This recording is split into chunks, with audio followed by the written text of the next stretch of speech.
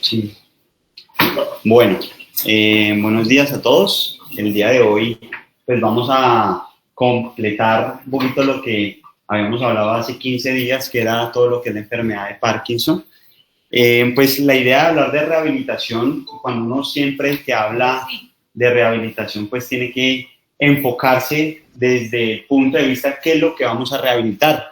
Entonces, cuando hablamos uno de la enfermedad de Parkinson, sí, pues esa es la primera pregunta que nos tenemos que hacer. ¿Qué de todas las características, sí, desde las características motoras, desde las características cognitivas, el impacto en la calidad de vida, cuál de estos dominios relacionados con la salud es el que vamos a rehabilitar? Y para esto, pues es importante devolvernos un poquito a todo lo que es todas las estructuras corporales, ¿sí? Y cómo esto impacta en la parte individual o social del paciente. Y eso es lo que llamamos funcionamiento. Cuando uno habla del funcionamiento, ¿sí? Uno habla de un término general que incluye todo lo que son las funciones corporales, que son, digamos, en términos generales, las funciones fisiológicas, y las estructuras corporales, que son como las estructuras anatómicas, ya sea un órgano, una extremidad, una parte, digamos, del cuerpo, y cómo esto impacta en las actividades y en la participación. Entonces, ¿qué significa uno cuando habla de, digamos, en este caso de actividades? Es la capacidad que tiene el paciente para realizar una tarea, ¿sí? Es decir, la aptitud. Es el nivel de desempeño máximo que puede llegar a un paciente, ojo, en unas condiciones estándar, ¿de acuerdo? En un medio neutralizado, mientras que la participación es precisamente involucrar a ese paciente en el contexto social, en las funciones vitales. Entonces, todo esto en el marco de ¿qué? En el marco de unos factores contextuales que van a ser los ambientales, ¿sí? Y van a ser los personales. Entonces, ¿esto por qué es importante? Porque cuando hablamos de Parkinson, vamos a ver que puede tener unas deficiencias en las funciones, ¿sí? Que esto afecta la parte tanto individual como digamos, en la participación social, y esto genera digamos, y todo el contexto social va a poder tener una influencia tanto positiva como negativa en la rehabilitación. Entonces, ¿qué entendemos por discapacidad? Y yo creo que esto es importante, a pesar de que es digamos, esto ya se ha hablado en diferentes ocasiones, pero hay que recalcarlo, y yo creo que cada vez que hablamos de rehabilitación de una enfermedad, tenemos que empezar, ¿sí? Desde la discapacidad. Entonces, cuando hablamos de discapacidad, ¿qué vamos a tener en cuenta? Todas las deficiencias, ¿sí? De esas funciones o de esas estructuras corporales que pueden ser temporales, pueden ser permanentes, pueden ser progresivas, es decir, que progresan, o que se devuelven regresivas, ¿sí? O, digamos, intermitentes y constantes, o estáticas. Y algo muy importante es que las deficiencias en las funciones y en las estructuras no necesariamente es enfermedad, es decir, son conceptos diferentes. Y muchas veces de las deficiencias no están, digamos, ligadas como tal directamente a su enfermedad. Mientras que cuando hablamos de la limitación en las actividades, ¿sí? Es que precisamente ese paciente pierde esa aptitud para realizar una tarea y restringe la participación. Entonces, todo esto es el modelo de esa clasificación internacional del funcionamiento y la discapacidad. ¿Por qué? Porque cuando entendemos que estos pacientes tienen una deficiencia, pues nosotros podemos suplir esa deficiencia, podemos trabajar en esa deficiencia y al mismo tiempo mejorar es todo lo que es la actividad y todo lo que es la participación. Y cuando nosotros intervenimos una de ellas, ¿sí? Pues podemos de alguna manera intervenir todos los otros elementos de una manera pues concomitante. Entonces, hay algo importante, no necesariamente cuando uno habla de deficiencia quiere decir que hay una limitación a la participación. ¿Por qué? Porque si yo, por ejemplo, tengo una lesión, ¿sí? Secundaria, una enfermedad dermatológica, digamos en el rostro, no quiere decir que eso me limite la actividad o me restrinja la participación. Igual si yo tengo una alteración en la participación. Hay pacientes, por ejemplo, los que son infecciones por VIH o los que son pacientes que tienen recuperación de enfermedades mentales, que ya quedan con un estigma social. Y eso de alguna manera, a pesar de que no tienen ninguna deficiencia como tal, ¿sí? La participación sí lo limita en las otras estructuras. Entonces, ya cuando hablamos de rehabilitación, esa es la gran pregunta. ¿Qué es lo que queremos rehabilitar?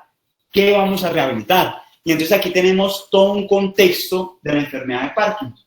Entonces podemos rehabilitar la movilidad, podemos mejorar la participación en esas actividades de la vida diaria, podemos mejorar el bienestar social, el estigma, y esto es algo que a veces de pronto se nos puede olvidar, estos pacientes tienen a veces vergüenza de reconocer que tienen enfermedad de Parkinson, el apoyo social, el estado cognitivo, todo lo que es la comunicación y el malestar corporal. Todos estos son 8 dominios que nos habla la PDQ-39. Esta PDQ-39, ¿por qué la traigo? Porque es un cuestionario que se ha creado desde varios años en donde nos habla específicamente del estado de salud en enfermedad de Parkinson. Y esto, ¿por qué a mí me parece importante? Porque a pesar de que a veces el tiempo en la consulta es limitado, uno aquí con este cuestionario nos podemos como hacer todo un marco general de cuál es el impacto de la enfermedad de Parkinson en 8 áreas importantes de la salud. Repetimos, movilidad, actividades de la vida diaria, todo lo que es el componente emocional, el estigma, el soporte social, la comunicación y lo que son los malestares corporales. Entonces, uno, ¿qué es lo que va a preguntar? Por ejemplo, en la movilidad, y esto porque a veces uno requiere, ¿sí?, de pronto una estructura ya organizada como un cuestionario para poder abordar todo lo que es el contexto social, el contexto pues general del paciente.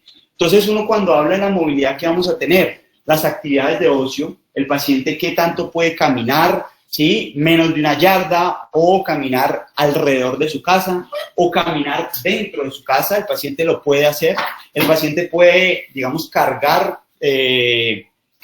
las bolsas de las compras, o si el paciente tiene que estar en su casa porque en ninguna otra manera puede salir a ninguna participación social.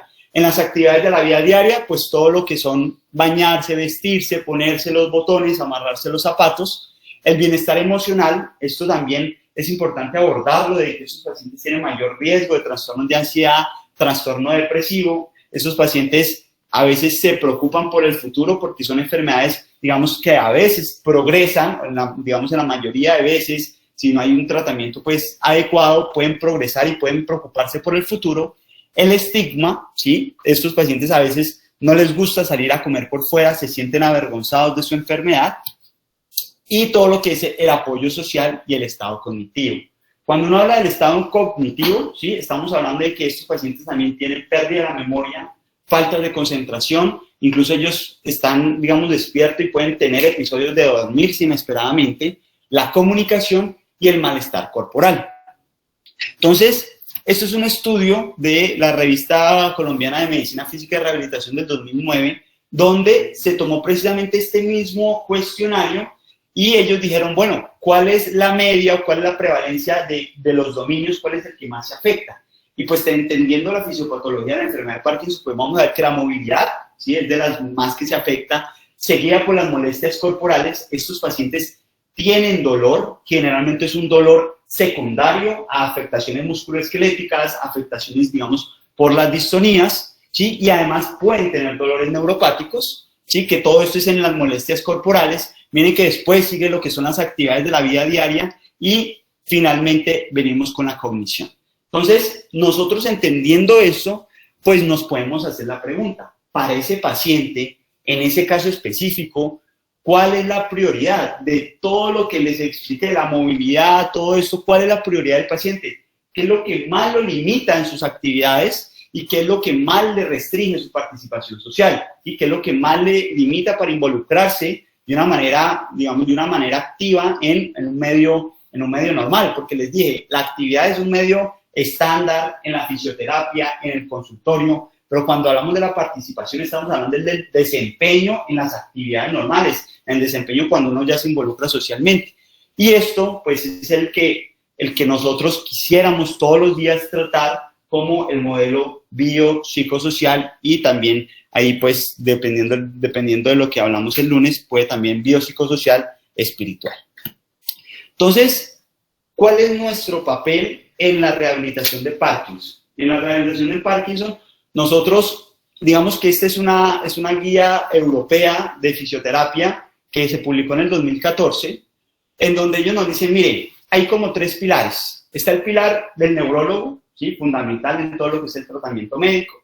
está el pilar de lo que es el rehabilitador, y ahí también ponen lo que es la figura del geriatra, ¿sí? Que también es importante en estos pacientes, y hay un guía, ¿sí? O un médico, digamos un médico guía, es el que comienza a coordinar. Entonces, yo desde el punto de vista de todo lo que hemos visto como médicos físicos y rehabilitadores, pues nosotros, como lo dijo el doctor Rueda, tenemos que ser como esos directores técnicos que organizan todos estos otros componentes que tenemos: el fisioterapeuta, el terapeuta ocupacional, el nutricionista, ahí también hablan un poquito de lo que es la parte de sexología, el trabajador social, el psicólogo, el psiquiatra, ¿sí? Y miren todo eso desde este lado. Entonces vamos a tener lo que es el cuidados en casa, el neurocirujano, dependiendo pues del estadio, vamos a ver que pueden haber unas intervenciones por neurocirugía, ¿sí? Y entonces, nosotros, ¿cuál es nuestra función? ¿Sí? Precisamente ser el coordinador de las prioridades que nosotros identificamos en ese paciente, para poder decirle al fisioterapeuta, no decirle, digamos, las formas, porque yo creo que cada uno tiene su competencia y sabe hacerlo, sí, pero hacia dónde nos tenemos que enfocar en la rehabilitación. Entonces, ¿qué es lo que vamos a tener? Vamos a tener tratamiento médico óptimo, para eso estamos en compañía y siempre, de alguna manera, pues en el grupo tiene que estar el neurólogo, y vamos a ver toda la parte de rehabilitación. Y aquí hay dos cosas que es lo que más se ha descrito en la literatura de rehabilitar, que son las deficiencias posturales y las alteraciones en la marcha. ¿Por qué? Porque los medicamentos, sí, a pesar de que tenemos diferentes circuitos tálamo-corticales y con la sustancia nigra, cerebro y tallo cerebral, sí, pues a medida que se va acabando la dopamina, pues vamos a ver unas afectaciones en la marcha que generalmente con los tratamientos farmacológicos o con los tratamientos interventivos no se van a mejorar. Entonces ahí el papel de la rehabilitación es fundamental. Entonces, la primera pregunta, y digamos que este es un primer mensaje que yo pues quisiera dejar a todos, es: ¿cuándo empezar la rehabilitación en estos pacientes con enfermedad de Parkinson? La respuesta es sencilla: desde que se haga el diagnóstico, ¿sí? Desde que se haga el diagnóstico, ojalá este paciente ya tenga una introducción a lo que es la rehabilitación, ¿sí? Incluso cuando vemos los estadios, que esto es una escala de Hoehn-Yahr, pues podemos ver que al principio, cuando tenemos estadios tempranos, si estos pacientes generalmente no tienen una alteración en el balance, generalmente comienza unilateral, ¿sí? Luego compromiso axial, ¿sí? Luego comienza un compromiso bilateral, pero sin alteraciones en la marcha, y luego ahí pasa el siguiente paso, que ya es el paciente que ya tiene una alteración inicial, ¿sí? Cierta inestabilidad postural, pero si el paciente se recupera con el test de retropulsión, recuerde que el test de retropulsión es como darle un empujoncito hacia atrás y se recupera en menos de 4 pasos, ¿sí? O si el paciente igual, a pesar de que tiene un desbalance en la, digamos, en la inestabilidad postural, es decir, el paciente tiene inestabilidad postural, pero aún es independiente físicamente, ¿sí? Pues vamos a ir viendo que las medidas en rehabilitación se tienen que ir ajustando.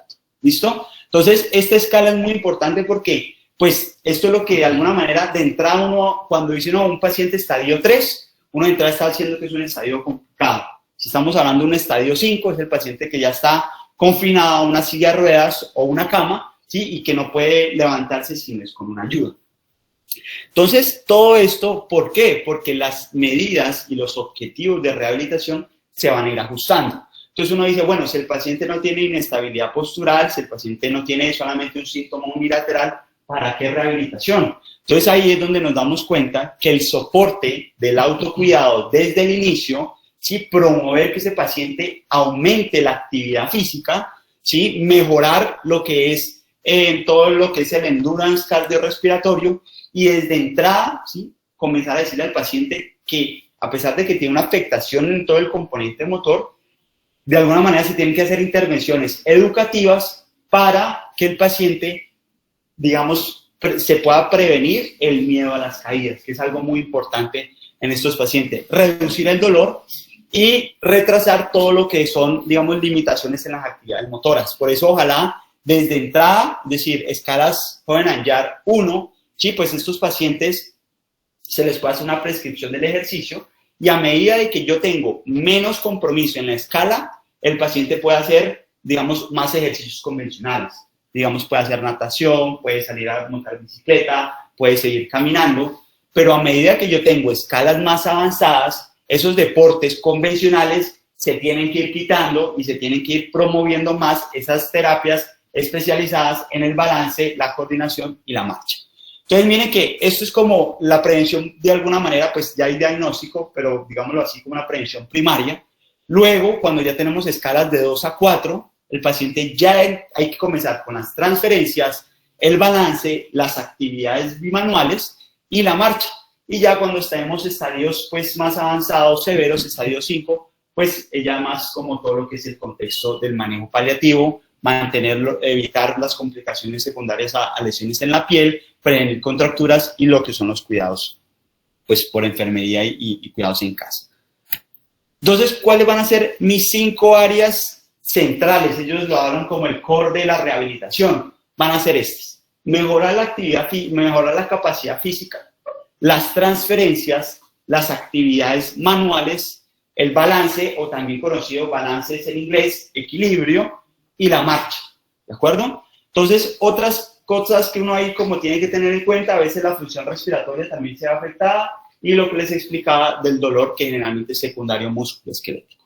Entonces, si yo entiendo esto, ¿sí? Pues yo voy a entender que cuando yo quiero promover esa capacidad física del paciente, uno cuando habla de capacidad física o lo que es, pues a veces se conoce como el physical fitness, pues hay muchos aspectos. Uno puede tener desde la parte de la fuerza, la potencia muscular, podemos tener lo que es la resistencia cardiorrespiratoria, y en estos pacientes particularmente, pues ellos comienzan de entrada a tener como una inactividad progresiva. Y se ha escrito como diferentes hipótesis. Una de ellas es que el paciente comienza a tener más inactividad, pues porque el paciente le da susto caerse, le da miedo caerse. Entonces, eso es como una estrategia para prevenir caídas, y cuando comenzamos con inactividad, inmediatamente estamos afectando las actividades de la vida diaria y de entrada estamos aumentando el riesgo de que se caiga. Entonces, disminuye la fuerza, la velocidad de la marcha, ¿sí? Y eso afecta lo que es el equilibrio y la movilidad funcional. En las transferencias, el paciente cuando tiene, pues, digamos, una enfermedad de Parkinson, pues es muy interesante ver como un poquito la biomecánica de la transferencia del sedente al bípedo. Y estos pacientes cuando están así sentados, ¿sí? Ellos cuando se intentan incorporar en el bípedo, ellos no tienen esa sinergia y esa coordinación para hacer la inclinación del tronco y levantarse. Entonces, al no tener esa sinergia, esos pacientes se levantan rápidamente y al intentar enderezarse, sí, se caen. Entonces, ese es como uno de los mecanismos en donde vamos a tener debilidad de los extensores de cadera y poca coordinación de esos, digamos, poca coordinación de todos esos músculos que generan esa inclinación hacia adelante en las transiciones del sedente al bípedo, y por lo tanto, una de las mayores o una de los lugares o de las situaciones más frecuentes que se pueden caer haciendo las transferencias. Otra transferencia importante, voltearse en la cama, ¿sí? Hay varios, digamos, explicaciones. A veces hablan de que a veces incluso esos pacientes con sábanas se pueden enredar, incluso se pueden caer, ¿sí? Bajos niveles de dopa durante la noche y pues lo que es la baja orientación visual. Entonces, vimos capacidad física, ¿sí? Transferencias, ahora las actividades manuales. Entonces, cuando hablamos de la enfermedad de Parkinson, a medida que se va pues severizando esta enfermedad, o bueno, se va empeorando, complicando la enfermedad, pues el paciente va a tener menor fluidez en sus movimientos, menor coordinación, y algo interesante es que ellos comiencen a perder no la fuerza, sino la precisión en el agarre, ¿de acuerdo? Entonces los pacientes ya cuando intentan coger objetos mucho más pequeños en la comida, ¿sí? O al realizar el aseo, ellos comienzan a perder esa precisión, y particularmente cuando van, digamos, hacia un objeto, y pues eso genera que el alcance o la destreza de esos movimientos se vea afectado. El siguiente área central va a ser todo lo que es el balance y el equilibrio, y aquí definitivamente hay una relación directa con las caídas. Cuando hablamos de caídas, estamos hablando de fractura de cadera y estamos hablando de deterioro de su calidad de vida. ¿Listo? Estos pacientes, como lo explicaba muy bien Johnny, es, digamos, cuando generaban estas alteraciones en el equilibrio, generalmente es después de una fase predrómica, ¿sí? Esta fase Predrómica, ¿sí? Más o menos se ha descrito que pueden ser 5 años posterior al inicio de las manifestaciones iniciales. Y definitivamente estos pacientes, ¿sí? Pues si lo vemos, la mitad de ellos se van a caer a los 3 meses. Más o menos, pues, es como lo que se ha estimado. Hasta el 70% al año ya se han caído. Y a los 2 años casi el 90% se han caído. Entonces, miren la importancia de manejar todo lo que es estos factores, ¿sí? Porque no solamente caerse una vez, sino que el paciente cuando ya se cae tiene mayor probabilidad de volverse a caer volverse a caer, ¿sí? En 3 meses. Pero ¿por qué? ¿estos tiempos están asociados al inicio del síntoma? ¿Al inicio del síntoma? ¿O a la clasificación de joven y ya dependiendo de la etapa? Al inicio de los síntomas. Sí, es decir, cuando el paciente ya tiene 5 años generalmente de evolución, cuando tiene 5 años de evolución y ya hay una afectación en el balance y el equilibrio, ¿sí? Esos pacientes tienen, ahí de entrada, el riesgo de caída es mucho mayor. Que si tiene alteración del balance y del equilibrio, ya avanzado en la clasificación de joven y ya vi, pues claro, como un 3. Exacto, o sea, Estaríamos en 3, claro. 2.5 ya hay un balance leve, pero mejora con la retropulsión. Ya es un 3 y claro, ahí se aumenta el riesgo de caída. Entonces, ¿ahí por qué? Porque hay afectación de todos esos reflejos posturales, ¿sí? La propiocepción, hay, digamos, diferentes teorías de por qué el paciente se inclina hacia adelante. Todavía, pues, lo que en la literatura que puede revisar no hay como una clara explicación del por qué. Hay algunas teorías que les voy a explicar. Y el tratamiento farmacológico, que es con lo que, pues, el manejo a veces con levodopa, puede incluso afectar un poquito más lo que es el balance y el equilibrio.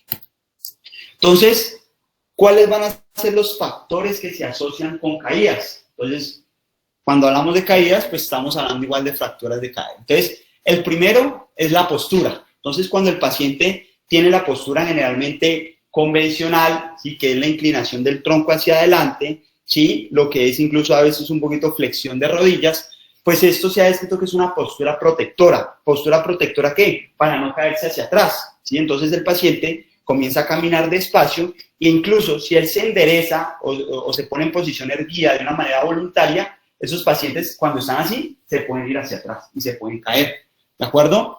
Entonces, ese es uno de los factores, la postura y el cambio del centro de la gravedad.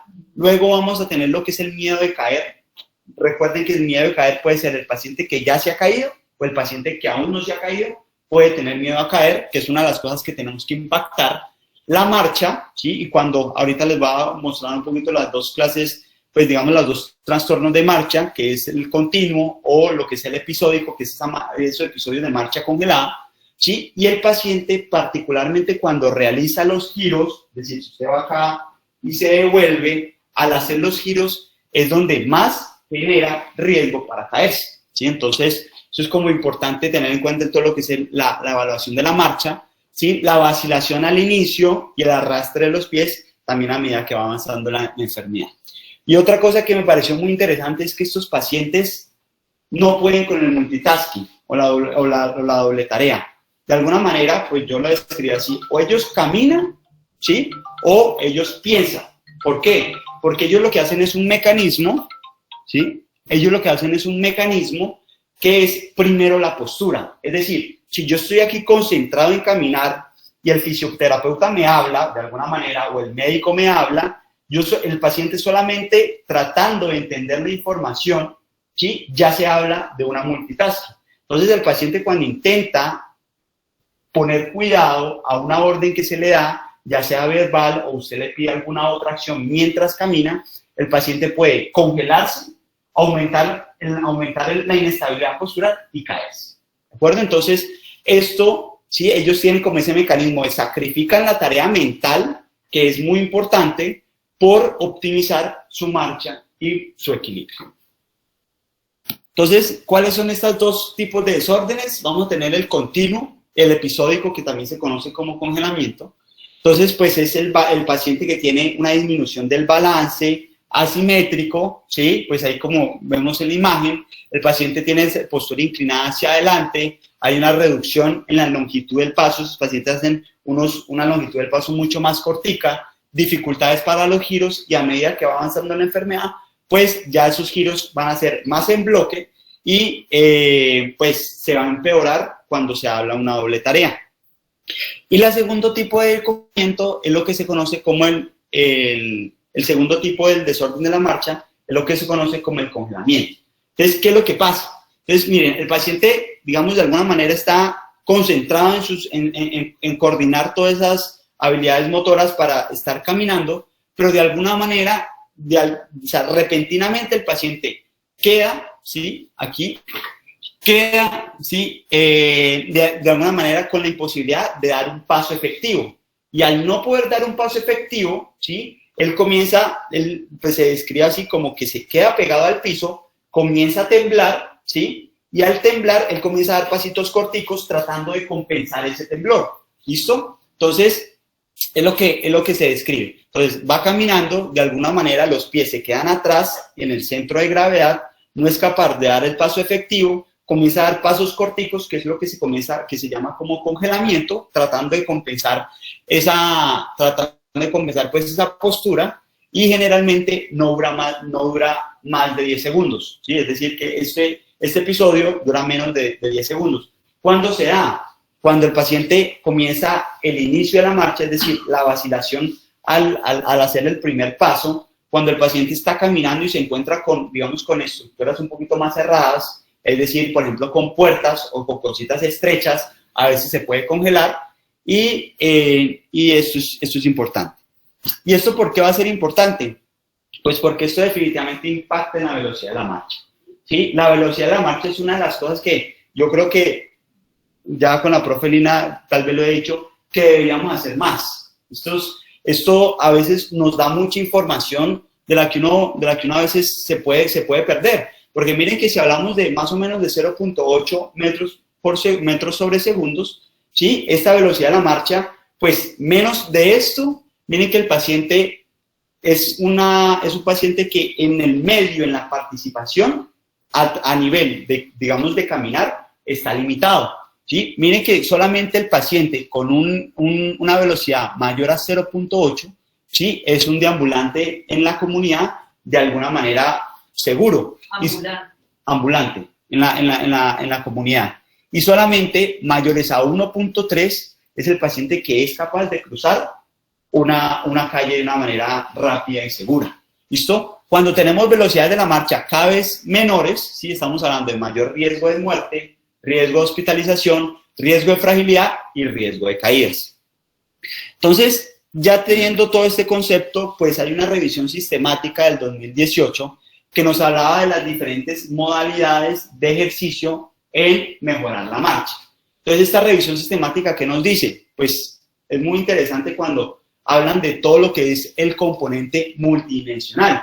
Y hay una estrategia que yo no la conocía, que es la LSBT-BIC, ¿sí?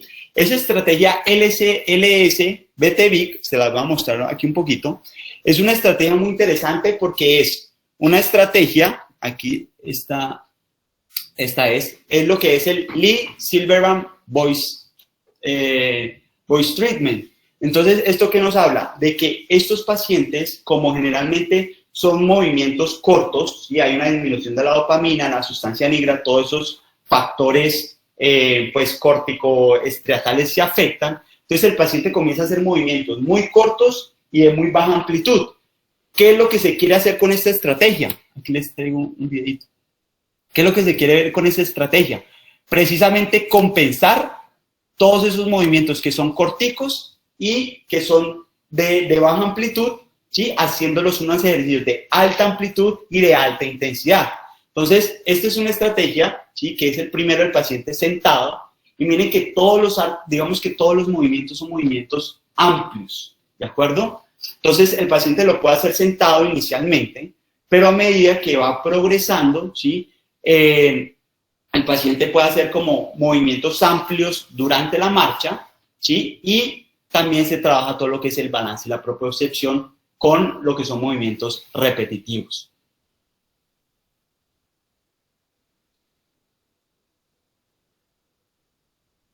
Entonces, ellos hablan del task 1, que es los movimientos amplios sentados. Esos son el task 2, que son los movimientos amplios repetitivos, ¿sí? Y vamos a ver que el último task... ¿Sí ven la diferencia entre el paciente el primero y el tercero? O sea, ¿cómo la diferencia en abrir los brazos? La posición del cuerpo. La posición del cuerpo frente al otro señor.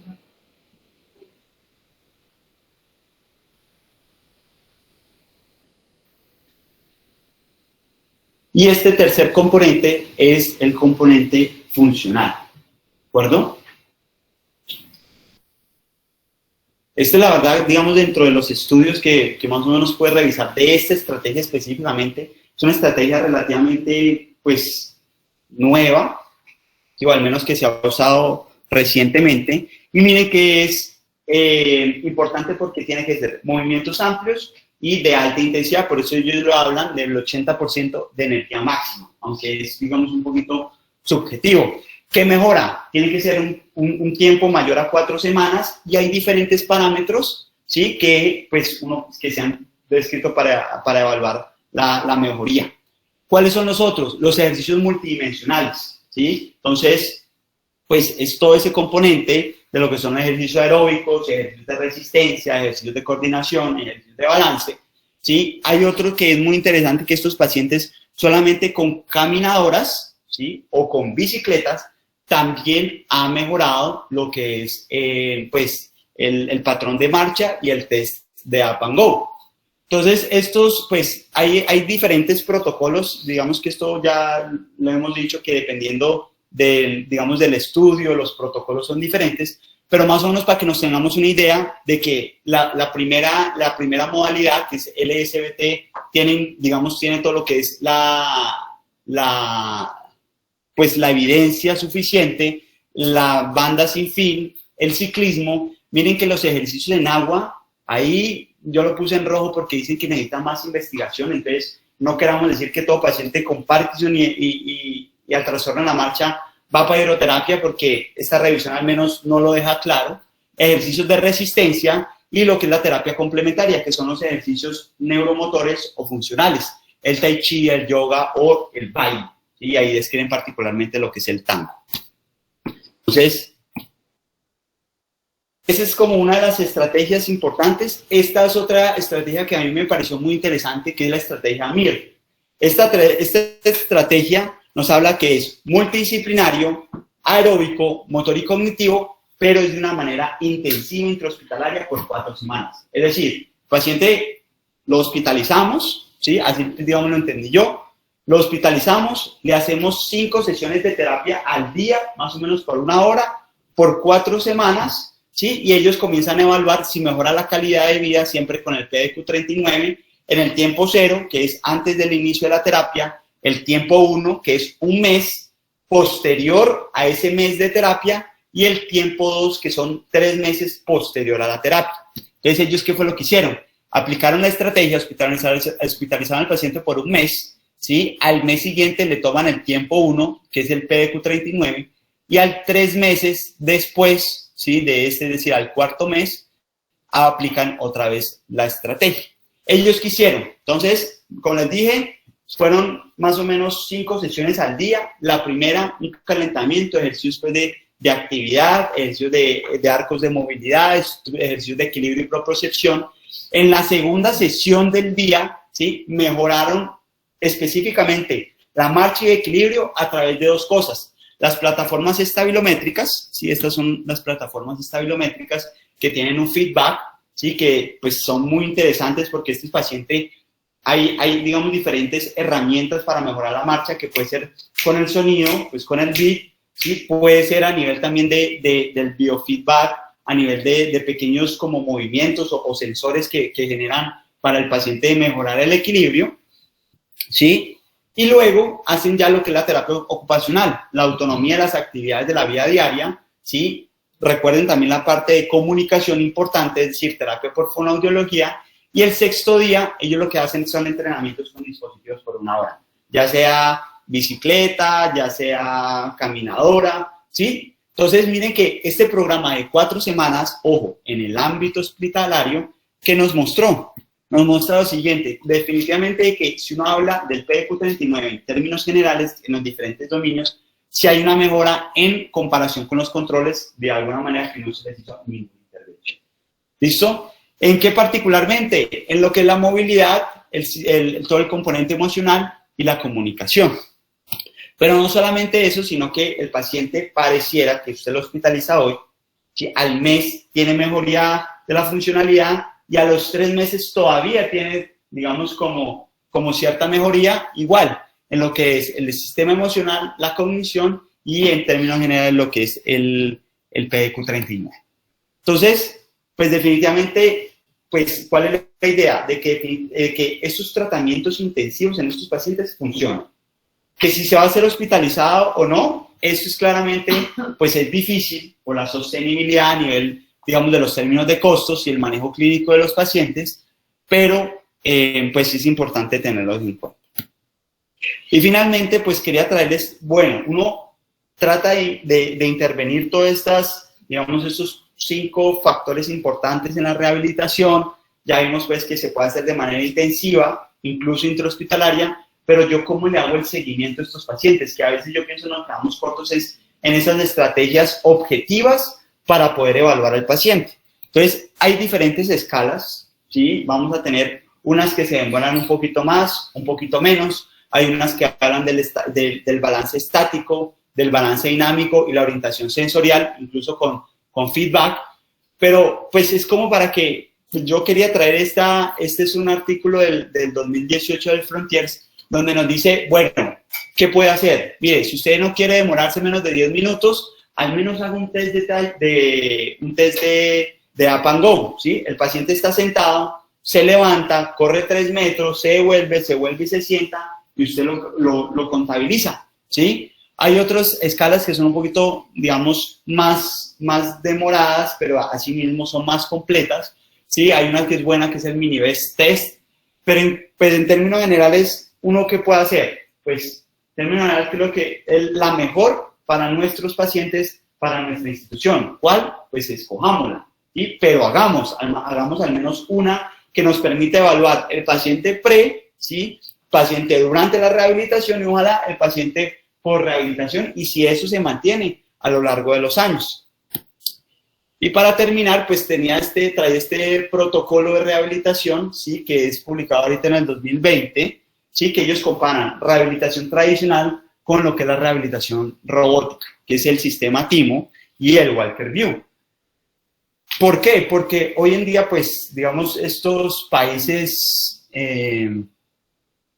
tienen ya estrategias robóticas que al parecer, pues, parece que tienen como no solamente en términos de calidad de vida y de funcionalidad, muy similar a la rehabilitación convencional, sino que al menos este artículo sugiere que puede ser incluso superior. Entonces, este es el sistema TIMO, ¿sí?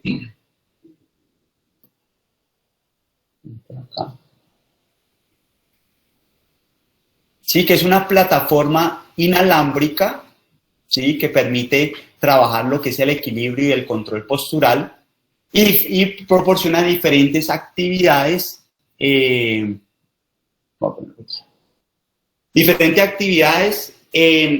tanto de una manera en bípedo como incluso en miembros superiores, ¿sí? Ella está conectado a una pantallita con todo lo que es una inteligencia artificial. El paciente puede mejorar su balance tanto de pie, ¿sí? El balance incluso sentado, porque hay un dibujo, hay una forma en que esa plataforma se la ponen aquí sobre los glúteos cuando se sienta, o el paciente se la ponen abajo cuando él realiza la transferencia para saber qué tanto hace la distribución de peso en las extremidades, ¿sí? Miren ahí, entonces se lo pueden poner tanto ahí en el asiento, ¿sí? Para mirar cómo es esa distribución de peso, o se lo pueden poner en los pies cuando hace la transferencia del sedente al bípedo.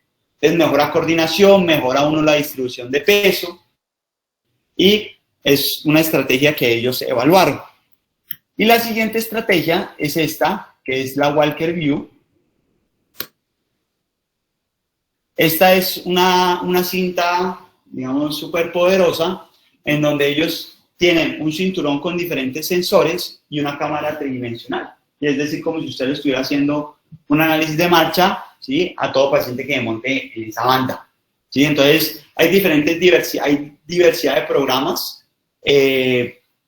¿Y esto por qué? Pues porque a medida de que esta maquinita con la cámara 3D y con los diferentes sensores le comienza a usted mostrar hacia dónde se está llevando el centro de gravedad, ¿sí? Si está llevando más está generando más flexión de la cadera o flexión de la rodilla del lado derecho versus la rodilla izquierda. Incluso puede tener lo que es una retroalimentación visual, ¿sí?, y auditiva. Esta es la retroalimentación visual y auditiva. Entonces, miren que a medida que va caminando, le va mostrando dónde usted va poniendo el pie y apenas usted pisa, ¿sí?, hay una retroalimentación visual porque le cambia el colorcito y también una retroalimentación sensitiva. ¿Listo? Y eso era lo que traía para hoy.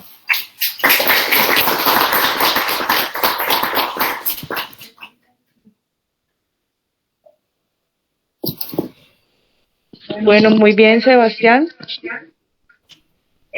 ¿Alguien tiene algún comentario? Doctora Alzate.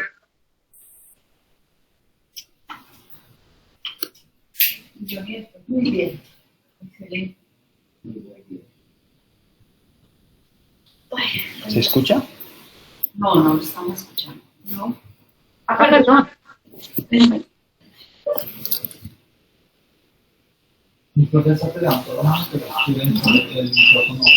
Aló. ¿Ya me escuchan? Sí, profe. Bueno. Bueno, felicitaciones, Sebastián. Me parece muy buena, muy clara y muy completa la presentación. De todas maneras, yo tengo una apreciación también, creo que para reforzar.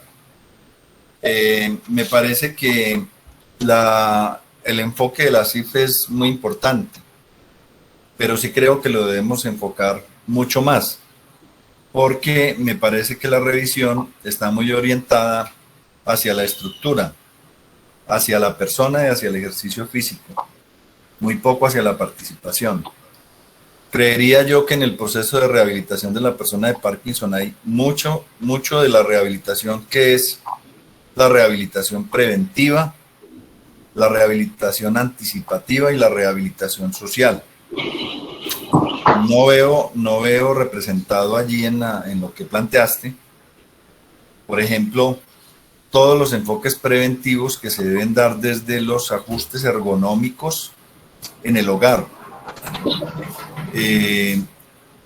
Hay que hablar, se habló de las caídas y de la predictividad de las caídas, pero no se habló de las prevenciones de las caídas y desde el enfoque de los cambios y ajustes en los modos propios del hogar, en el piso, en los baños, la presencia de barreras arquitectónicas que pueden ser anticipatoriamente modificadas.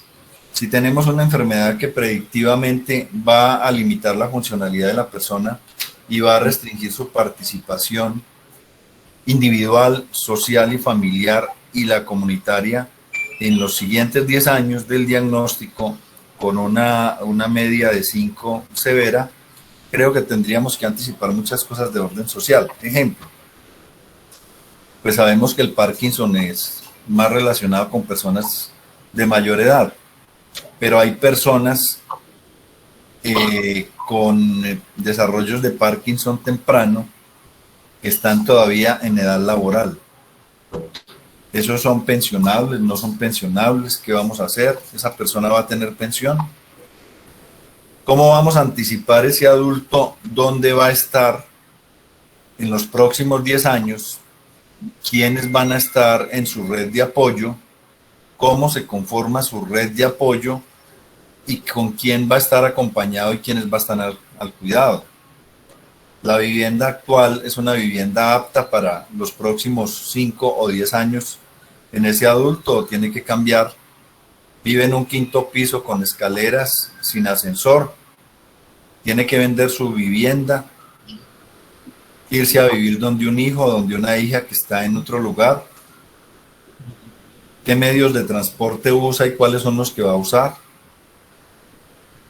qué dispositivos vamos a emplear para los traslados. Entonces yo creo que parte del enfoque de la rehabilitación del Parkinson también tiene que estar orientado hacia la parte social y hacia la parte de ocupacional, y la parte de la terapia ocupacional desde la ergonomía, desde la simplificación de las tareas y los ajustes en el hogar. Creería que hay que complementar esa parte. Gracias. Listo, profe. Michael Leal.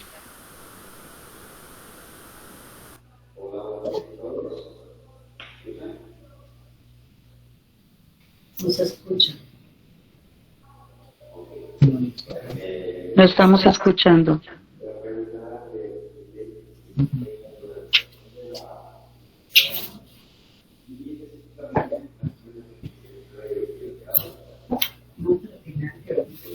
No se está escuchando, Michael.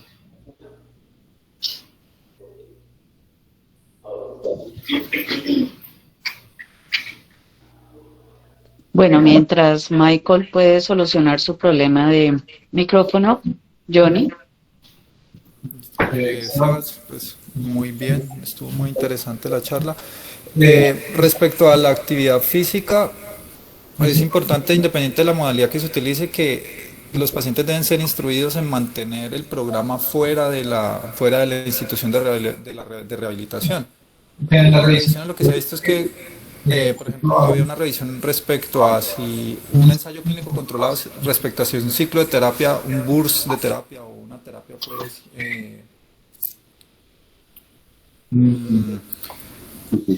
intensiva, exactamente, una terapia intensiva versus una terapia continua, ¿cuál de los dos mejoraba más los síntomas? Y pues ambos mejoran, pero lo que se ve es que tan pronto se suspende la terapia, pues todas las ganancias adquiridas se van a perder. Entonces es importante que el paciente tenga conciencia de que debe mantener lo aprendido durante la terapia, siempre persistir en casa con todo el tema de actividad física. Y otro que nos atañe directamente a nosotros es el uso de toxina botulínica. Cada vez salen más estudios respecto al uso de toxina botulínica en Parkinson. Entonces, con buena evidencia para el manejo de la distonía focal, para el manejo de la cialorrea, tiene una evidencia que ya a favor, y los expertos empiezan a recomendar también para el abordaje del temblor, los pacientes que de pronto no tienen una buena respuesta con la medicación habitual y no quieren ir o no pueden ir a una estimulación cerebral profunda. Entonces eso ya también se viene evidenciando. Y la evidencia es limitada para soportar lo que es el abordaje de la camtocormia. Entonces, todas estas inclinaciones, tanto de flexión como silometriza con la inclinación lateral del tronco, en las que también se hace abordaje con estudios de marcha y la electromiografía de superficie para evaluar qué músculos puedan estar activados, y algunos autores empiezan a recomendar. Sin embargo, los estudios han sido con un número de pacientes muy pequeños. Y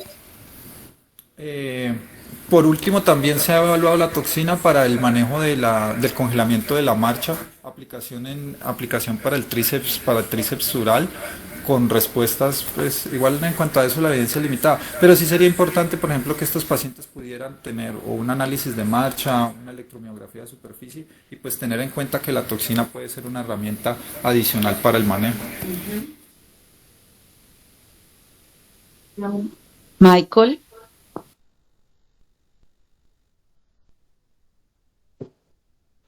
Hola, buenos días. ¿Me escuchan mejor? Sí, ahora sí escuchamos. Hola, buenos días. Bueno, les habla Michael Leal, soy fisioterapeuta, magíster en neurorehabilitación y actualmente estoy en el servicio de la unidad especializada de terapia acuática, hidroterapia de Fundación Ideal. Como complemento les quería compartir, hace poco, ya se mandó a revisión para publicación en la revista Fisioterapia de España, nuestra investigación fue una revisión sistemática con metaanálisis sobre el efecto de la terapia acuática en el balance en personas con enfermedad de Parkinson, y nuestros resultados pues tienen tendencia a favor de la terapia acuática versus la terapia tradicional o terapia en tierra. Asociado esto a los efectos de la mecánica de los fluidos que genera el medio acuático, ¿ya? Específicamente dentro de las técnicas que utilizaron en estos ensayos clínicos controlados, que fueron 10 que llegaron a metaanálisis, encontramos que de las técnicas que se usaron más frecuentes, una de las técnicas de terapia acuática que se conoce como el Tai Chi, que es derivado del Tai Chi, ¿ok? Entonces, a nivel de evidencia, pues es un nivel de evidencia moderado, todavía falta investigación, ¿ya? Sobre todo que hay mucha variedad de tipo de escalas de medidas de desenlace, donde mínimamente utilizan, por ejemplo, escalas como el mini-BEST test, que lo mencionaba el doctor Sebastián, que es una escala que es muy integral porque contempla muchos componentes del modelo de control postural de Horek. Entonces, pues los resultados fueron a favor de terapia acuática, pero el nivel de evidencia sigue siendo moderado.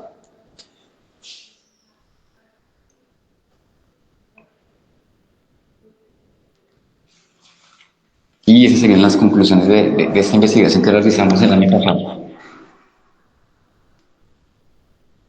¿Escuchan? Sí, sí, sí. Ok, no sé si tenía de pronto alguna pregunta específica sobre terapia acuática, sobre las modalidades que usamos de pronto, pero pues dentro de las modalidades que usamos en la prescripción en esos pacientes generalmente son estadios 1 a 3, los que nos llegan pues al servicio, ¿ya? Y en nuestra evaluación inicial tenemos unas medidas de desenlace que son el test del cáncer funcional, la escala de Berg generalmente, o el mini-BEST test, como medidas pues para comparar esa etapa inicial con la que ingresan al servicio de terapia acuática, y al final cuando ya vamos a enviar el reporte a nuestros médicos fisiatras remitentes, pues enviamos el post-test, si hubo cambios de mejoría o no en esas variables de balance específicamente.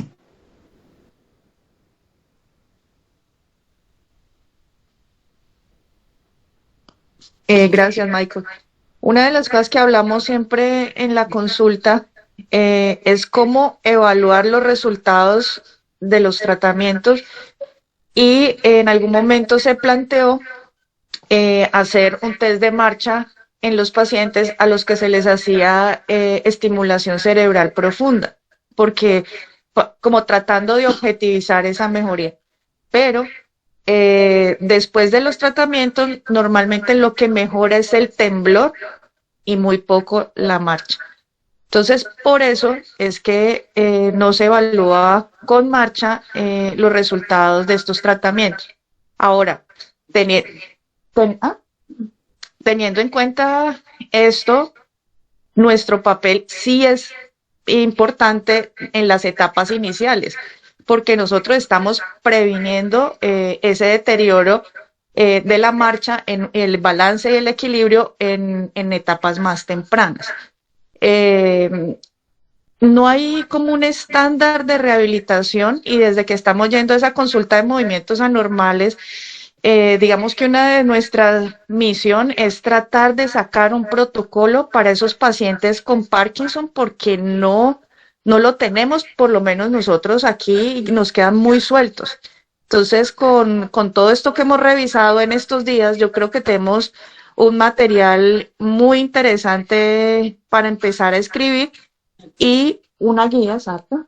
Y lo otro es teniendo en cuenta, porque ya es un tema muy extenso, todo lo que nos dijo el doctor Alzate, que desafortunadamente en las revisiones pues de geriatría están solamente los R2, pero hemos estado también evaluando en forma complementaria, por ejemplo, escalas en algunas escalas para la formulación de dispositivos de asistencia para la marcha, y por eso de pronto Sebastián no profundizó en esos temas, porque los habíamos revisado previamente, pero en la guía y en la estructuración del programa lo debemos hacer.